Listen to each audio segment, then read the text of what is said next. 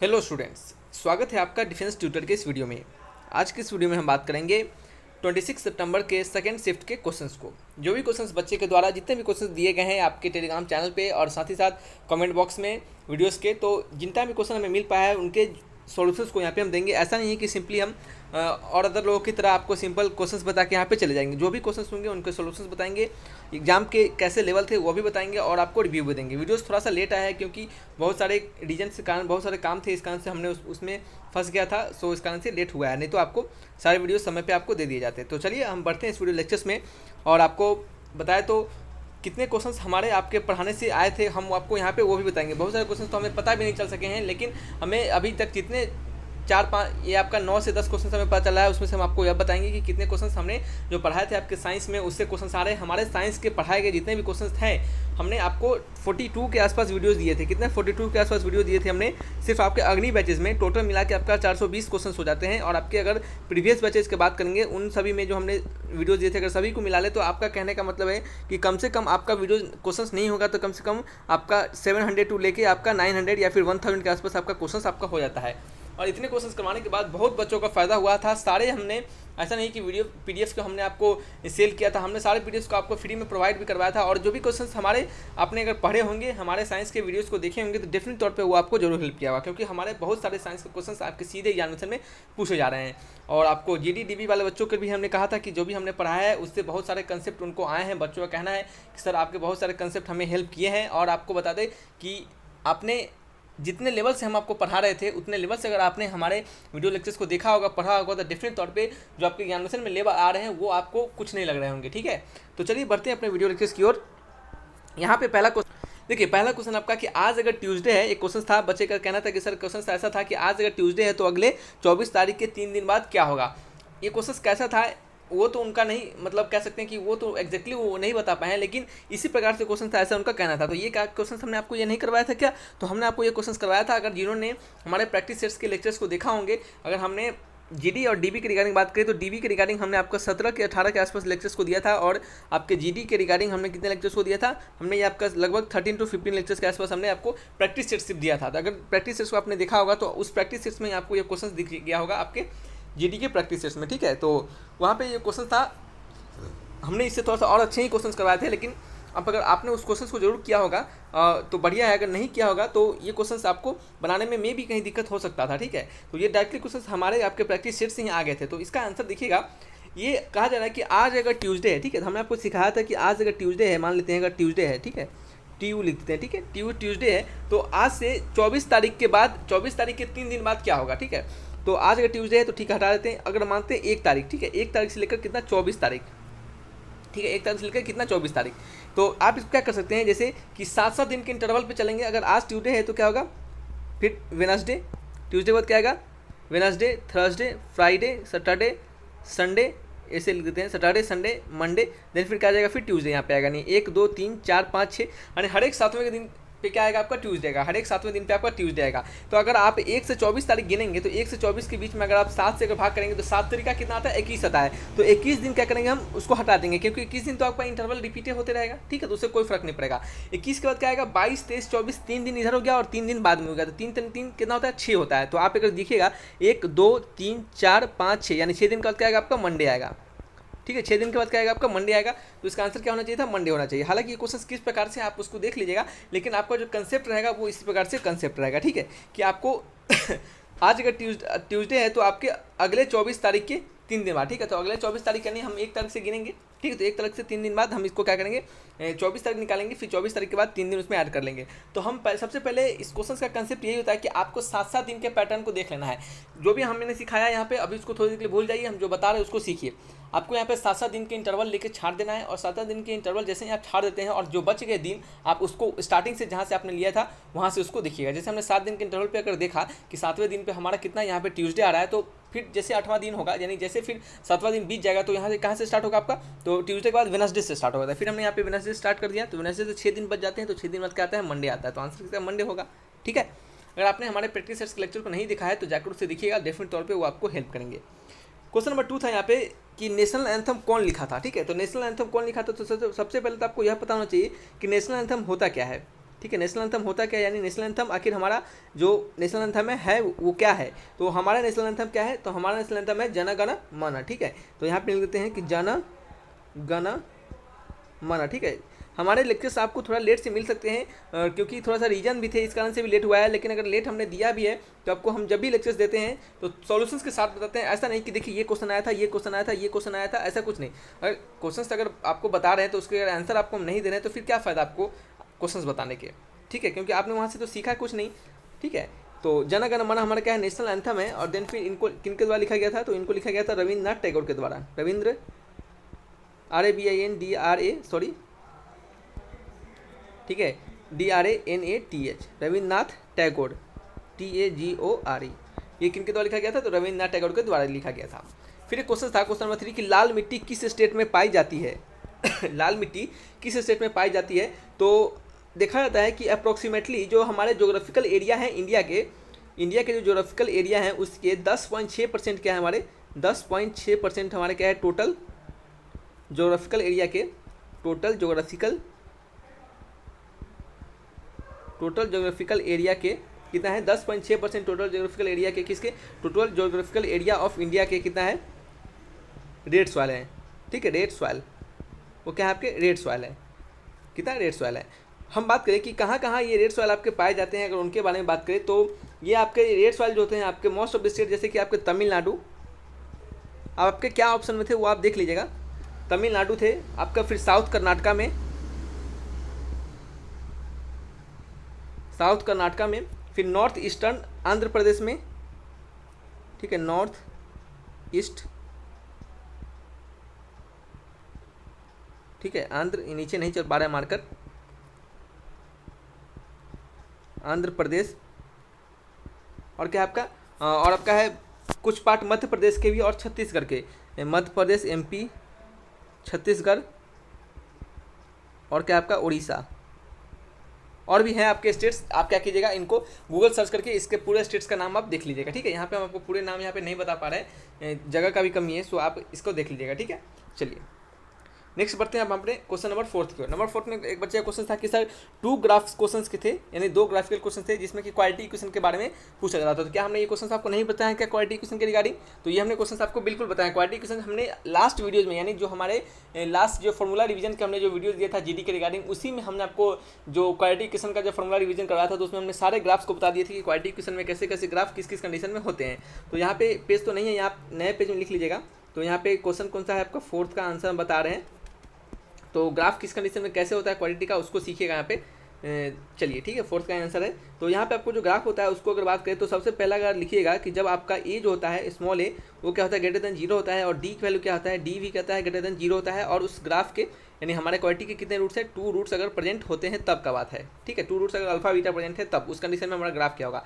सबसे पहले तो हमारा क्वालिटी इक्वेशन क्या होगा, तो हमारा है x² plus bx plus c equal to 0। ठीक है, इक्वल टू 0, ये क्या हमारे क्वालिटी इक्वेशन है, ये क्या हमारे क्वालिटी इक्वेशन है। ठीक है, तो ये क्या हमारा x² plus bx plus c, ये क्या हमारे क्वालिटी इक्वेशन है। तो यहाँ पे लिख देते हैं हम फिर से एक बार, x² plus bx plus c, ये क्या हमारा fx इक्वल टू आप भी लिख सकते हैं क्या है, हमारा एक क्वालिटी इक्वेशन है। तो इस क्वालिटी इक्वेशन में अगर a का वैल्यू क्या है, ग्रेटर देन 0 है, d का वैल्यू क्या है, लेस देन 0 है, d क्या हमारा डिस्क्रिमिनेंट होता है, और डिस्क्रिमिनेंट का वैल्यू क्या होता है, b² माइनस 4ac होता है। अगर इनके 2 रूट्स हैं तो इनके दोनों रूट्स अगर क्या है आपके, सबसे पहले तो ये 2 रूट्स के कंडीशन यहाँ पे हम आपको 2 बताएंगे। एक तो आपका a ग्रेटर देन 0 के लिए, ठीक है, आप दोनों को यहीं पे बना लीजिएगा, ज़्यादा बेटर रहेगा। एक ये कंडीशन हो जाएगा, और दूसरा कंडीशन क्या हो जाएगा उसको भी लिख लेते हैं यहीं पे। जब आपका a क्या होगा, लेस देन 0 होगा, a क्या होगा आपका लेस देन 0 होगा, a लेस देन 0, और d क्या होगा आपका ग्रेटर देन 0 होगा, और इनके पास कितने 2 रूट्स प्रेजेंट होंगे, 2 रूट्स प्रेजेंट होंगे। ठीक है, तो इस कंडीशन में क्या होगा उसको देख लीजिएगा यहाँ पे। तो पहला कंडीशन जब हमारा a ग्रेटर देन 0 है, यानी ये जो वैल्यू है a इसका ग्रेटर देन 0 है और डिस्क्रिमिनेंट ग्रेटर देन 0 है, अगर इनके 2 रूट्स हैं। तो जैसे ही पता चला हमें कि d ग्रेटर देन 0 होता है, तो जब a ग्रेटर देन 0 रहेगा तो हमारा ग्राफ किस तरह से जाएगा, इस तरीके से जाएगा। ठीक है, इस तरीके से जाएगा, और ये क्या होगा, एक आपका अल्फा रूट्स होगा, दूसरा क्या होगा आपका बीटा रूट्स होगा। ठीक है, इसका ये जो पॉइंट होगा ये आपका मैक्सिमम पॉइंट होगा, और ये मैक्सिमम पॉइंट का वैल्यू कितना होगा, तो इसका वैल्यू होगा, यानी इसका कोऑर्डिनेट हम आपको लिख देते हैं, तो इसका कोऑर्डिनेट होगा -b/2a, और ये क्या होता है आपका -b/2a, इसका x कोऑर्डिनेट होगा, और y कोऑर्डिनेट क्या होगा आपका -d/4a। ठीक है, और इसी कंडीशन में आपका, यानी इसी में आपका जब डी ग्रेटर देन जीरो ही रहेगा, जब डी ग्रेटर देन जीरो ही रहेगा, तब क्या होगा आपका, तब जो ग्राफ होगा आपका कैसा होगा आपका, इस तरीके से होगा। कब, जब आपका डी ग्रेटर देन जीरो है और ए लेस देन जीरो है। एक क्या होगा आपका अल्फा होगा और दूसरा क्या होगा आपका बीटा होगा, ठीक है। और ये क्या है आपका मैक्सिमम, ठीक है, ये आपका क्या है मैक्सिमम पॉइंट है उस समय। इसका कोऑर्डिनेट क्या हो जाएगा आपका, इसका कोऑर्डिनेट हो जाएगा आपका माइनस b/2a, और ये क्या आ जाएगा आपका माइनस d/4a, ठीक है। ये क्या हो जाएगा, इसका कोऑर्डिनेट हो जाएगा, सेम कोऑर्डिनेट वही रहेगा, कोऑर्डिनेट को आप उसी को रखिएगा सेम को। चलिए फिर नेक्स्ट हम पेज लेंगे, आपको दूसरा कंडीशन बताएंगे, उस कंडीशन में क्या रहेगा आपका, ठीक है। सॉरी आपका किसा है, तीसरा कंडीशन है। इस कंडीशन में आपको क्या रहेगा, इस कंडीशन में आपका रहेगा कि ए क्या है ग्रेटर देन जीरो है, आपका डी क्या है इक्वल टू जीरो है, ठीक है। यानी कहने का मतलब है कि दोनों के रूट्स क्या होंगे, इक्वल रूट्स होंगे। चौथा कंडीशन इसी में लिख लीजिएगा यहाँ पे, इसमें क्या लिखिएगा कि आपका ए क्या है लेस देन जीरो है और आपका डी क्या है इक्वल टू जीरो है, और यहाँ पे भी क्या है इक्वल रूट्स है, ठीक है, इक्वल क्या है रूट्स है आपके। तो इस कंडीशन में आपका ग्राफ कैसा होगा, तो देखिएगा ये क्या हमने कार्टेशियन प्लेन बनाया, और इसके लिए हमने कार्टेशियन प्लेन कहाँ पे, यहाँ पे बनाया। इसका ग्राफ कैसा होगा आपका, इसका ग्राफ होगा वो क्या होगा आपका टच करते हुए जाएगा, एक्स एक्सिस को क्या करेगा टच करते जाएगा, क्यों, क्योंकि इसके क्या है इक्वल रूट्स है, ठीक है। इसका ग्राफ क्या होगा आपका टच करते जाएगा, लेकिन नीचे से क्यों जाएगा, क्यों, क्योंकि इसका क्या है ए जो है लेस देन जीरो है, इसका ऊपर से क्यों जाएगा, क्योंकि ए क्या है ग्रेटर देन जीरो है, ठीक है। ये आपको दो ग्राफ पता चल गया, यहाँ पे सॉरी यहाँ पे चार ग्राफ आपको पता चल गया। अब क्या लिखिएगा आपका पांचवा नंबर ग्राफ, ठीक है। इससे ज़्यादा ग्राफ क्वालिटी के आपको नहीं पढ़ने, ठीक है, आप इतना याद रखिएगा, आपको यह काम आएंगे। कुछ और इसके रिलेटेड कुछ अलग थोड़ा एक्स्ट्रा कंसेप्ट है जो कि हम आपको यहाँ पे नहीं बताएंगे, क्योंकि क्या होंगे वीडियोस थोड़ा सा लेंदी हो जाएंगे। इस कारण से हम आपको उस कंसेप्ट को यहाँ नहीं बताएंगे, ये बेसिक कंसेप्ट है, ये आपको पता होना चाहिए। पांचवा कंडीशन में क्या रहेगा कि ए का वैल्यू अगर ग्रेटर देन जीरो है, लेकिन डी का वैल्यू क्या है लेस देन जीरो है, ठीक है। लेस देन जीरो का मतलब क्या होता है, नो रियल रूट्स, अगर रियल रूट्स नहीं होंगे। छठा कंडीशन क्या हो जाएगा आपका, इस कंडीशन में ए लेस देन जीरो रहेगा, डी क्या है आपका लेस देन जीरो रहेगा, और आपका यहाँ पे नो रियल रूट्स। अब याद रखिएगा एक बात कि अगर आपके डी जब लेस देन जीरो हो जाएंगे, यानी डी जब जो जीरो से छोटा होगा, तो आपका रियल रूट्स पॉसिबल नहीं होगा। डी ग्रेटर देन जीरो और इक्वल टू जीरो के लिए ही रियल रूट्स पॉसिबल होता है। तो इससे भी क्वेश्चन बन सकते हैं कि आपका रियल रूट्स कब पॉसिबल होता है, तो जब आपका D greater than equal to zero होता है तभी रियल रूट्स पॉसिबल होता है। नॉन रियल रूट्स कब आते हैं, जब डी लेस देन जीरो होता है। इस कंडीशन में आपका ग्राफ क्या हो जाएगा उसको देख लीजिएगा। हमने क्या बनाया, पहले वाले के लिए कार्टेशियन प्लेन बनाया जहाँ कि ये क्या आपका एक्स है और ये क्या आपका वाई है। दूसरे वाले के लिए हमने क्या बनाया, फिर से कार्टेशियन प्लेन बनाया जहाँ कि क्या आपका ये एक्स है और ये क्या आपका वाई है, ठीक है। हम क्या करेंगे, इसको ग्राफ बनाएंगे। यहाँ पे क्या है ए ग्रेटर देन जीरो है और डी लेस देन जीरो है, तो ग्राफ कैसा होगा, न कट करके न टच करते जाएगा, यानी एक्स एक्सिस को ना ही वो कट करेगा ना ही वो टच करेगा, ठीक है। ये सिंपली कहाँ से ऊपर से चला जाएगा। उसी प्रकार से इसका ग्राफ कैसा होगा बताइए, सेम यही ग्राफ होगा, लेकिन क्या होगा नीचे से जाएगा और ना ही ये एक्स एक्सिस को क्या करेगा कट करेगा ना ही टच करेगा, ठीक है। इसका नीचे से ग्राफ क्यों होगा, क्योंकि ए लेस देन जीरो है। जब भी ए लेस देन जीरो रहेगा तो ग्राफ डाउन पैराबोला होगा, और आपका जब ए लेस देन ऊपर होगा तो ग्राफ कैसा होगा, अप पैराबोला होगा, ठीक है। तो ये जो कंसेप्ट होते हैं यही आपके कंसेप्ट किसके रिगार्डिंग होते हैं, आपके सिंपल सा लॉजिक है, यही कंसेप्ट आपके ग्राफ्स के रिगार्डिंग होते हैं। तो हमने इस क्वेश्चन को भी, इसका आंसर हमने आपको यहाँ पे दे दिया, ठीक है। आंसर आपका कीजिएगा नेक्स्ट पेज में, ठीक है। आंसर नेक्स्ट पेज में है, आंसर इन नेक्स्ट पेज। चलिए नेक्स्ट क्वेश्चन आपका क्या है, नेशनल सॉन्ग क्या है। नेशनल सॉन्ग आपका क्या है, लिखा गया है कि नेशनल सॉन्ग हु राइट। एक क्वेश्चन था बच्चों का देना, कहना था कि सर नेशनल सॉन्ग के बारे में पूछा था कि नेशनल सॉन्ग को किसने लिखा था। तो सबसे पहले बता दें कि नेशनल सॉन्ग लिख लीजिएगा यहाँ पे वंदे मातरम, वंदे मातरम, ठीक है। और दूसरा क्या लिखिएगा आपको बताइए, तो दूसरा लिखिएगा आप इनके किनके द्वारा लिखा गया था, तो ये लिखा गया था बंकिम, बंकिम चंद्र चटर्जी, ठीक है। सी बंकिम चंद्र चटर्जी, CHATTERJ, ठीक है, बंकिम चंद्र चटर्जी, ठीक है। और बंकिम चंद्र चटर्जी के द्वारा आनंदा मैथ लिखा गया था, ये आपको हमने पहले भी बता के रखा है, ठीक है, जो कि आपके फर्स्ट शिफ्ट में क्वेश्चन दिए गए थे। तो सॉलिड स्टेट ये आपका क्वेश्चन हो गया। और दूसरा क्वेश्चन था क्या, क्वेश्चन 6 नंबर हमने आपको नहीं करवाया था क्या, तो ये भी क्वेश्चन हमने आपको करवाया था। देखिए जीके के रिगार्डिंग हमने आपको ज़्यादा क्वेश्चन नहीं करवाए थे, लेकिन साइंस, मैथमेटिक्स, रीजनिंग, इन सभी के रिगार्डिंग हमने आपको अच्छे खासे कंसेप्ट और क्वेश्चन हमने आपको करवा दिया था, और उस क्वेश्चन से, उस कंसेप्ट से बहुत सारे क्वेश्चन आपको आए हैं, ठीक है। और हम आपसे रिक्वेस्ट करेंगे कि जो भी बच्चे यहाँ पे देख रहे हैं, जो भी बच्चे हमारे से पढ़े हैं, तो वो बिल्कुल हमें अपना रिव्यू देंगे, और उनका रिजल्ट आने के बाद अपना रिजल्ट हमें जरूर शेयर करेंगे कि सर आपसे हमने पढ़ा था तो आपको फ़ायदा हुआ कि नहीं, आपने एग्जामिनेशन को निकाला नहीं, पिछले निकाला कि नहीं निकाला। पिछले बैचेस से हमारे 10+ बच्चों ने सिलेक्शन लिया था, और कुछ बच्चों के हमने रिव्यू दिए थे, कुछ बच्चों को हमने वीडियोज़ भी डाले थे। हम चाहते हैं कि आप इस बार अपने सिलेक्शन लेते हैं तो आप ज़रूर हमें अपना रिव्यू दें, ठीक है, ताकि और भी बच्चों को उनको देखकर आपको सीख कर, आपको देखकर क्या करें, वो इंस्पायर हो सके और अपने पढ़ाई को अच्छे से कर सके और सिलेक्शन ले पाए, ठीक है। चलिए ये तो बातें हो गई। अब सॉलिड स्टेट से सीधा गैसेज स्टेट में जाना, तो ये भी क्वेश्चन हमने आपको करवा के रखा है, बहुत बार हमने ये क्वेश्चन को करवाया है। तो सॉलिड स्टेट से डायरेक्टली गैसेज स्टेट में जाना, ठीक है, सॉलिड से आपको डायरेक्टली क्या करना, गैसेज स्टेट में जाना। तो इस प्रोसेस को क्या करते हैं हम, सब्लिमेशन, ठीक है। ये तो हमें लगता है कि लास्ट के 39 और 40 लेक्चर्स के आसपास जो साइंस के थे अग्नि बैचेस के, उसमें भी हमने आपको करवाया था क्वेश्चन को। ठीक है। सब्लिमेशन क्या होता है? सब्लिमेशन एक ऐसा प्रोसेस होता है जिसमें जो आपका ऑब्जेक्ट होता है वो क्या होता है, डायरेक्टली सॉलिड से गैसेस में चला जाता है without going into liquid state, यानी बिना लिक्विड स्टेट में गए हुए। ठीक है। चलिए नेक्स्ट क्वेश्चन आपका क्या है? नेक्स्ट क्वेश्चन आपका, चलिए 7th नंबर क्वेश्चन में क्या लिखा गया है कि फादर ऑफ एटॉमिक एनर्जी। तो ये एटॉमिक एनर्जी इंडिया के बारे में दिया गया था या फिर कैसे दिया गया था, ये क्वेश्चन एग्जैक्ट नहीं पता है हमें। तो यहाँ पे लिख लीजिएगा father of atomic energy Homi J Bhabha को कहा जाता है, HOMI, होमी जे BHA भाभा। ठीक है, होमी जे भाभा। ठीक है। इन्हें क्या कहते हैं? फादर ऑफ एटॉमिक एनर्जी, और कहते हैं father of Indian nuclear programme के नाम से भी जानते हैं। इन्हें किसके नाम से जानते हैं? फादर ऑफ, मे बी अगले आपके नेक्स्ट आने वाले आपके शिफ्ट होंगे उसमें ये क्वेश्चन पूछ दिया जाता है। तो इन्हें हम father of the Indian nuclear programme,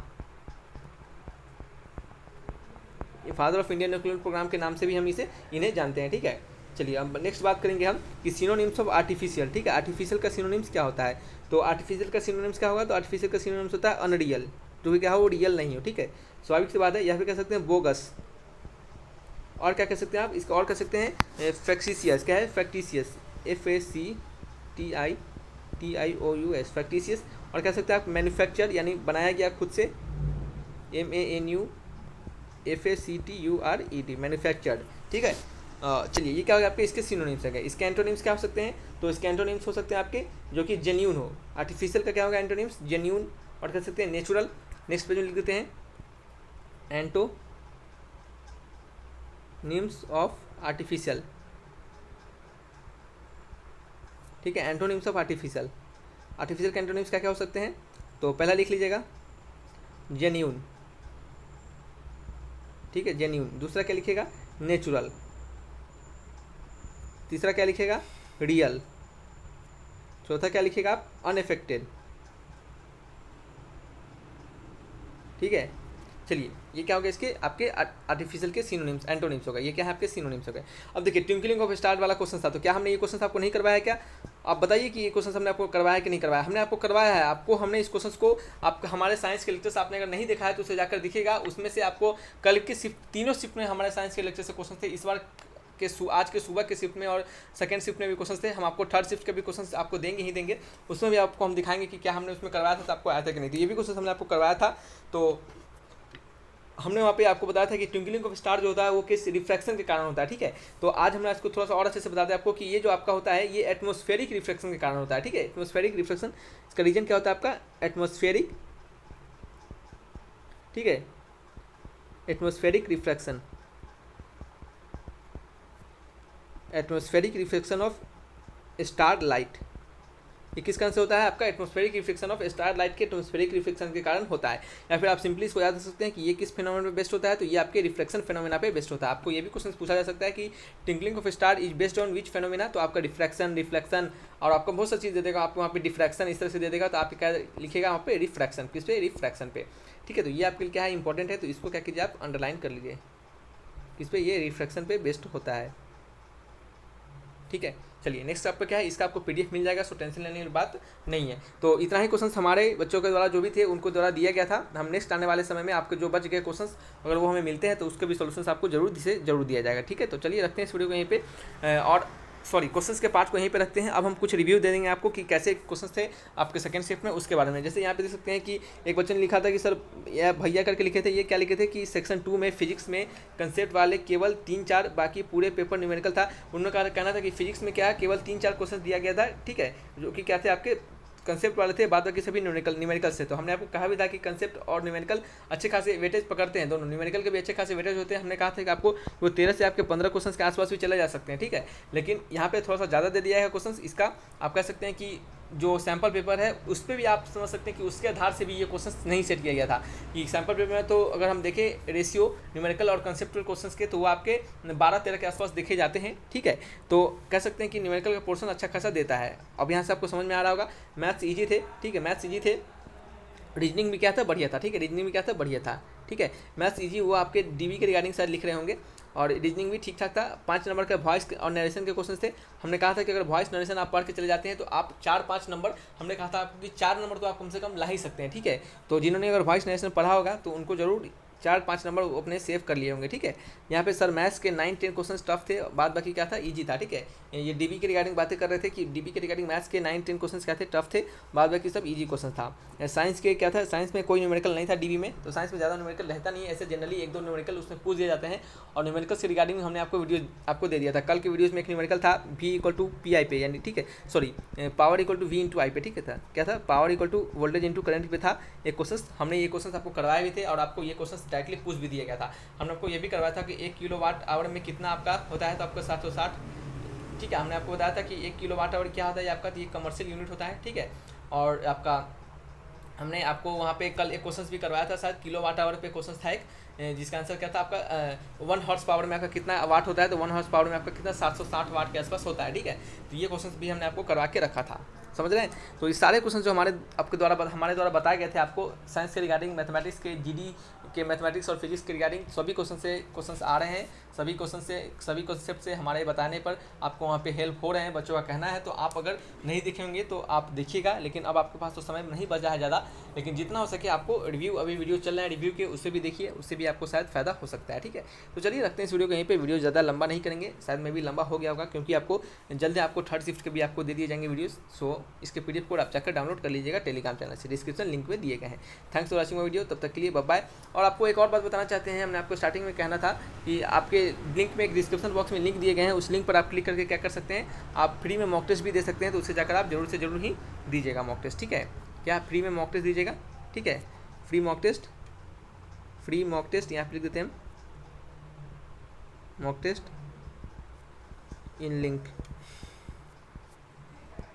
in description, ठीक है। चलिए तो रख देते हैं इस वीडियो को यहीं पे, मिलेंगे नेक्स्ट वीडियो में, तब तक के लिए बाय बाय।